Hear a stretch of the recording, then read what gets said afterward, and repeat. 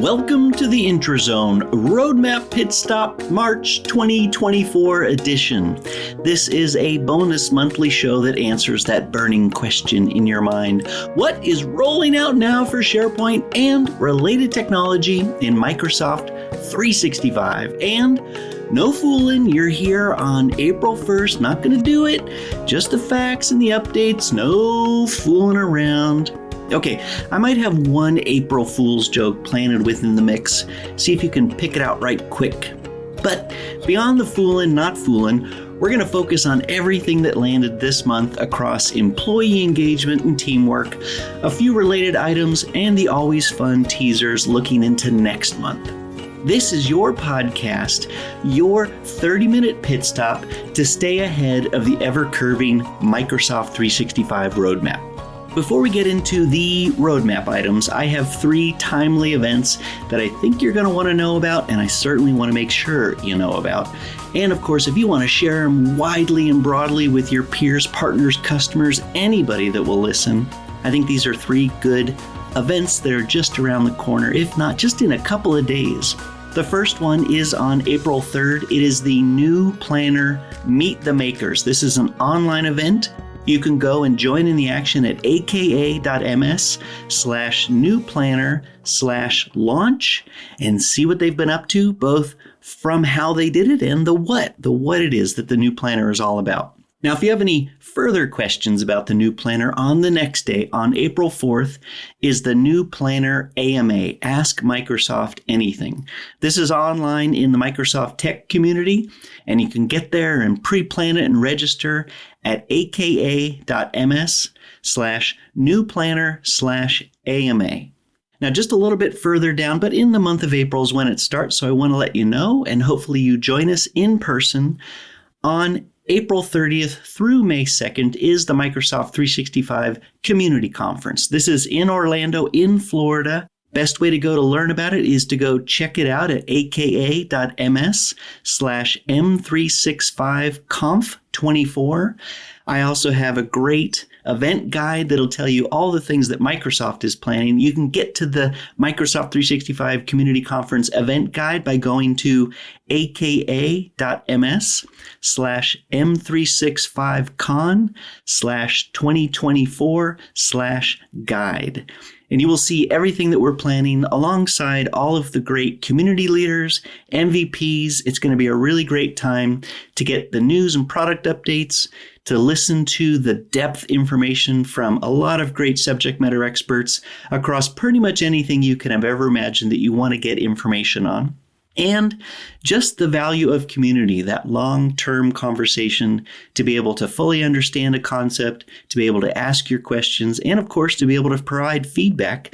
There are over 175 Microsoft product makers, some of our executives, and a lot of people that you can lean in on to both hear from and, of course, for them to be able to then listen to you. So the Microsoft 365 Community Conference in Orlando, Florida, at the end of April through the beginning of May. Now, a bonus set of information, we've shared it a little bit, but we'll keep on sharing it because it's a pretty big event a little bit later in the year, but you should know that the Microsoft Ignite dates and locations have been announced. That's in Chicago, Illinois, November 18th through the 22nd, 2024 at the McCormick Place.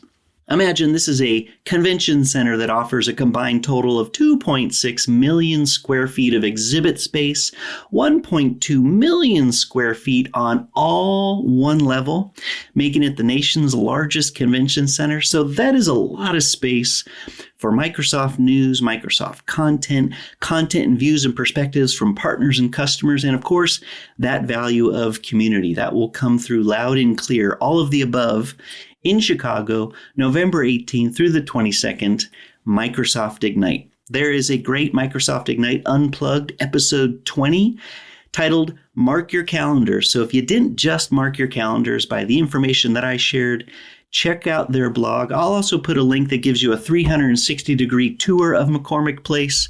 It's fun to just click through and click around. And of course, always a lot of great things to do in Chicago. That is it with the preamble of some important information news around events. Now it's time to kick back and get informed about all the tech that rolled out in March 2024.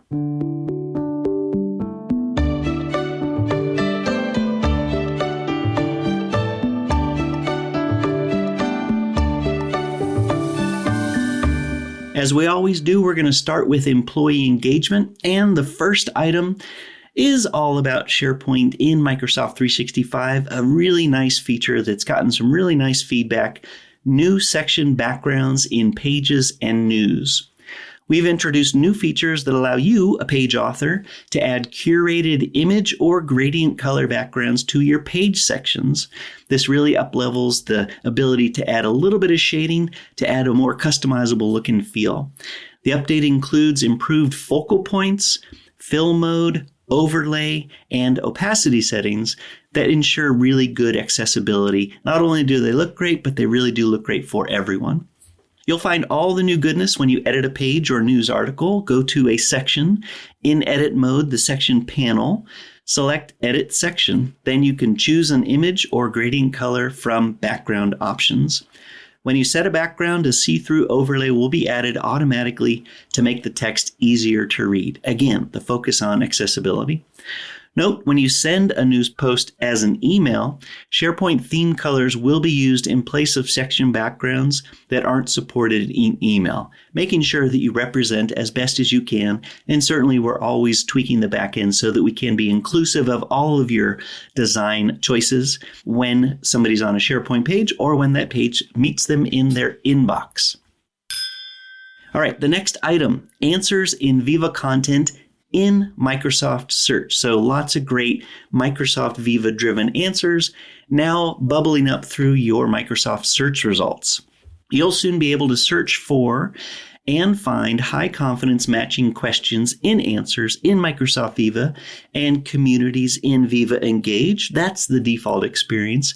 And now answers content already appears in the Viva Engage search experience, and answers will also appear in Office.com, SharePoint.com, and Bing at Work type searches. Really the breadth of Microsoft Search and all the different entry points.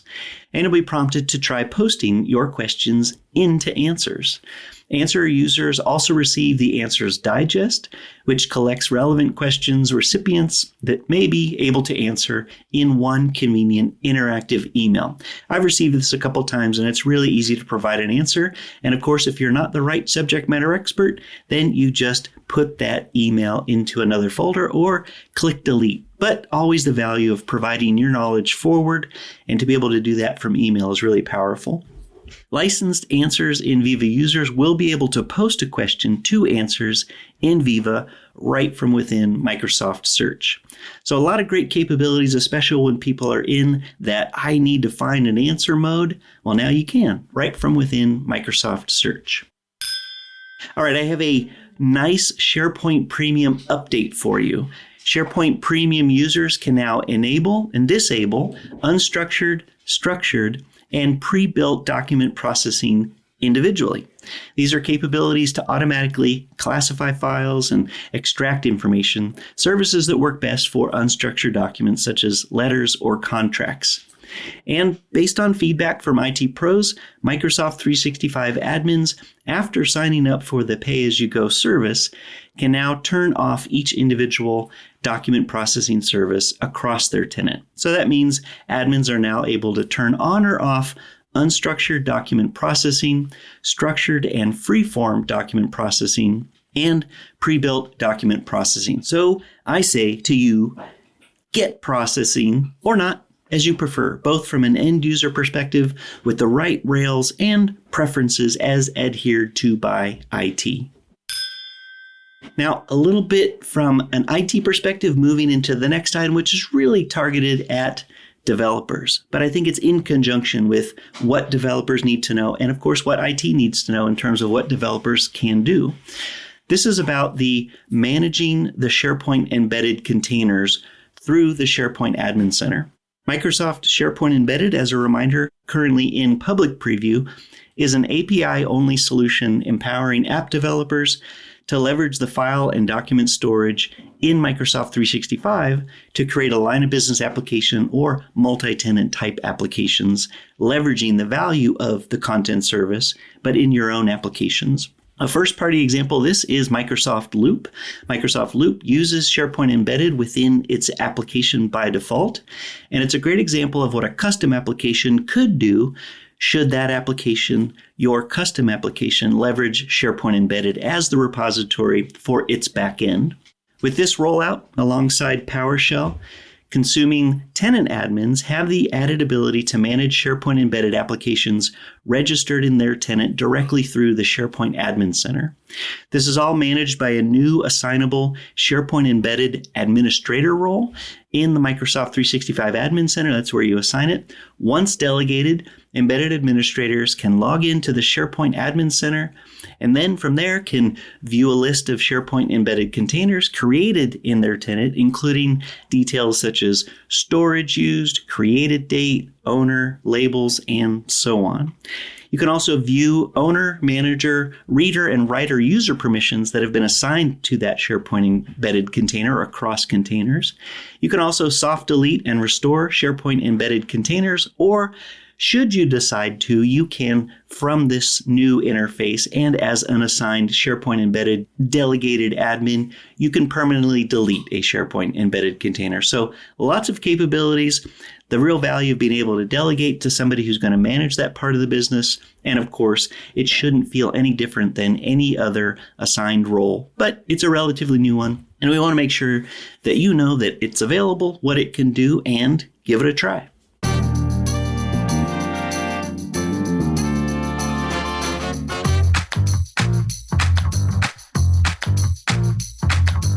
All right, let's move into teamwork. The first one is a big one for me with a small bias because I helped manage this with the team. It really is the lists program and product management team and all the designers that did a lot of lovely work, but it is also based on a lot of feedback, and it's really nice to see this one start to roll out.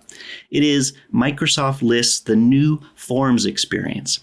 I tell you from my perspective, this one hit a nerve in a good way. There's been a lot of great feedback and comments on the blog and of course in our various LinkedIn posts with they like this, they like that. Oh, wouldn't it be great if it did X or Y in the future? There's just a lot of energy, and we love that you're sharing what you like about the new forms experience.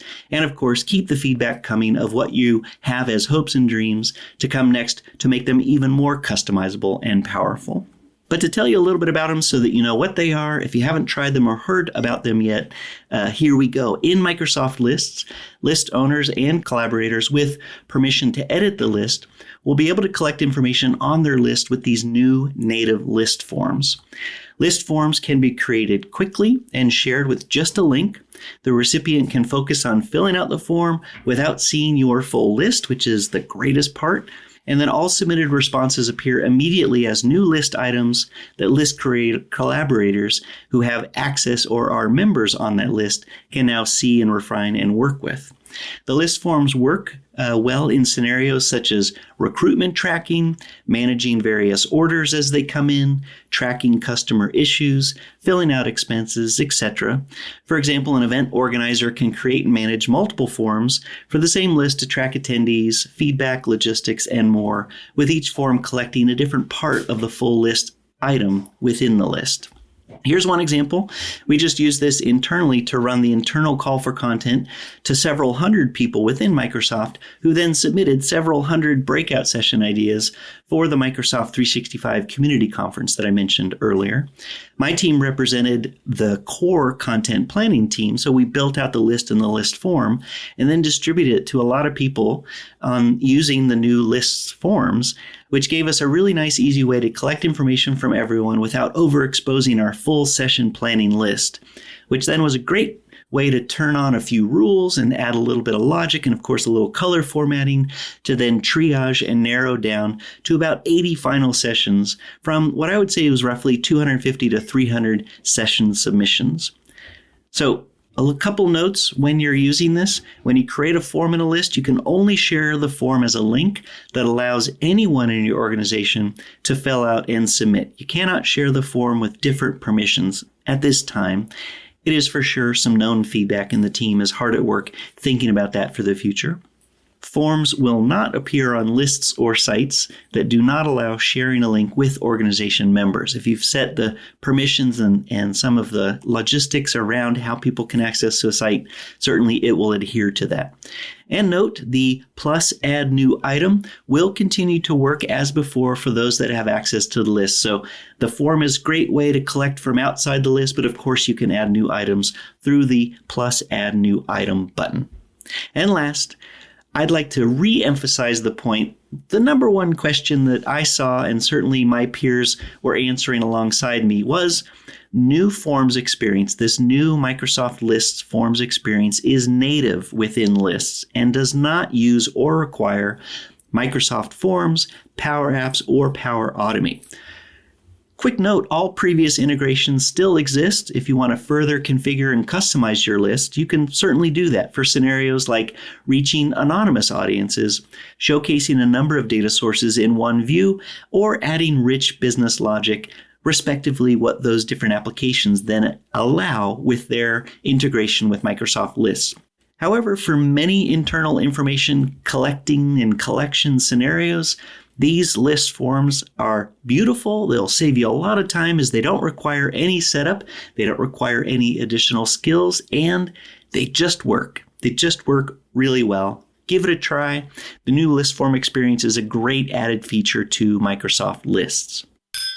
Now, if you haven't heard, and I certainly teased it out with some of those upcoming events, the new Microsoft Planner app in Microsoft Teams is currently in public preview. And of course, they're getting ready to bring it to the broader market. As a refresher, this is a revamped, single, unified work management offering from Microsoft. It brings together the simplicity of Microsoft To Do, the collaboration of Planner, and the power of Microsoft Project, and the intelligence of Microsoft Copilot for Microsoft 365 into a single, simple solution that spans individual task management and frontline task management work all the way up to enterprise and professional project management. The team has been hard at work updating the existing Tasks by Planner and To Do app in Microsoft Teams to the new Microsoft Planner app, which will remain all existing app functionality and add new options and features to help users be more productive. I will hint and say one more time, as I earlier did, you'll want to join the April 3rd Meet the Makers and the day after for an in-depth online Q&A opportunity with the product team. That is the new Planner AMA on April 4th. There's a lot of unveiling and, of course, a lot of engagement so that you know what it is, how it works, and have no baffled confusion. After that first week of April, you should be really clear and hopefully leveraging it and enjoying the new Planner app. All right, next is with Microsoft OneDrive. This is on the web. There's a really nice new create experience that you can now create with templates, and templates are involved within that new create experience. The OneDrive team is refreshing the file creation experience in OneDrive for the web. When you select that all-encompassing Add New button, you will have the option to create a new blank file or to choose from high-quality, beautifully designed templates in Microsoft Word, Excel, and PowerPoint to jumpstart your work right from OneDrive. You'll be able to create new files using your company templates as well. If you have custom templates and you publish them in for people to use, they'll be available within that new create experience as well. And of course, you can continue to be able to upload files and folders and create new files and folders just as before. It just gets easier to create new files from templates and select where your new files will be stored, all in one really nice create experience flow. Now, to round out March 2024, this teamwork section, I am pleased to announce that we're bringing back performance point services to the cloud. This is an easy-to-use tool for building dashboards, scorecards, and key performance indicators, those valuable KPIs, directly into SharePoint, and they are powered by Silverlight. That's right, Silverlight is coming back. Who needs Excel? Who needs Power BI? Who needs Microsoft Fabric? Who needs this hoax to go on any further? That's right. Okay, I'm just kidding. April Fools. I bet I didn't fool anyone. Maybe I slightly got a few reporting consultants' hopes up. It is time to remove the fool's cap and head into related technology with the promise of only facts from here on to the end of this roadmap pit stop.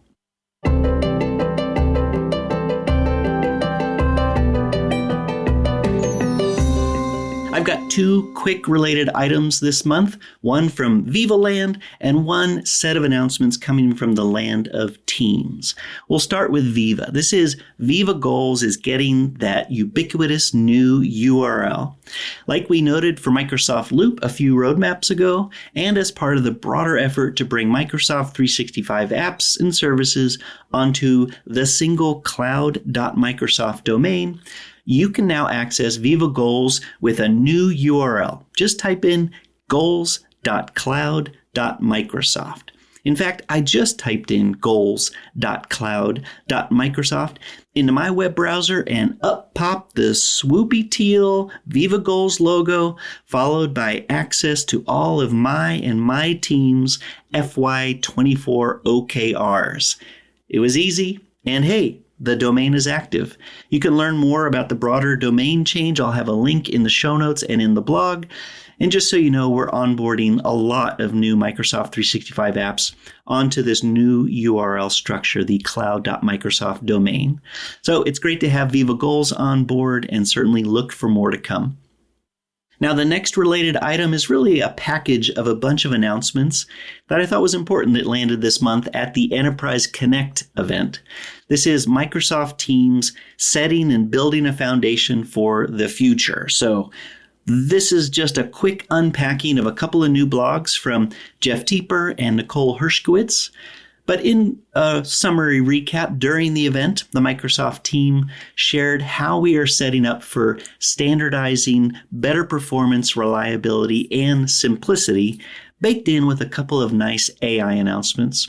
So they shared a future glance at things like Copilot in meetings, Copilot in Teams chats, the Compose box, intelligent call recap, automatic camera switching for IntelliFrame, which looks great, especially if you're in a hybrid scenario, Windows Autopilot for Teams Rooms, the new Queues app which creates a workspace for both supervisors and employees engaging with customer calls, and the inevitable and all-encompassing more. There was a lot more in both blogs. I'll link to both of them, to Jeff and Nicole's blogs, that give you a really nice view and vision of where the Microsoft Teams team is going next and some of the exciting features that you can expect in your Teams experience.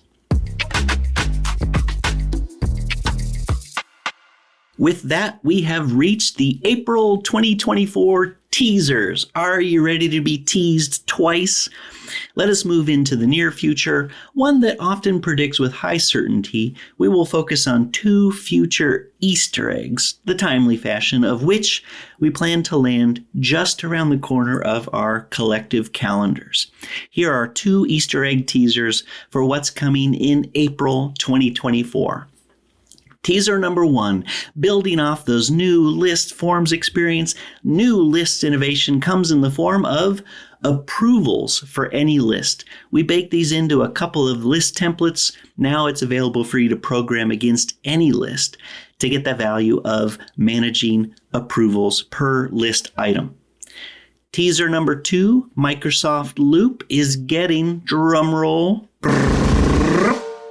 guest sharing. This is one of those where I'm kind of adjacent to a lot of what's going on in Microsoft Loop. There's a great team behind it, both in marketing and engineering, but it's one of those areas where I really love this new technology, stored in SharePoint, but great experiences. And a lot of people have been asking that question. When can I share a loop with a guest? External sharing for a loop. Well, guess what? This teaser, bringing it soon.